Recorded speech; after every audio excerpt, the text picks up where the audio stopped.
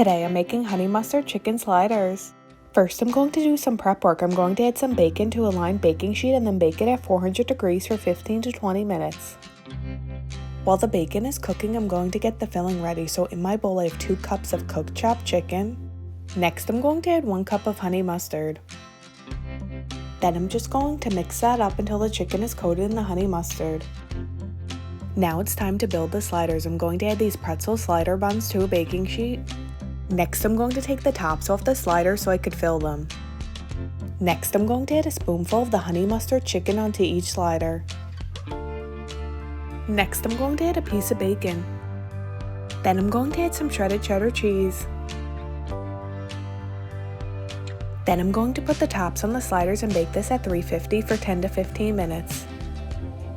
Here's an up-close look of the honey mustard chicken sliders.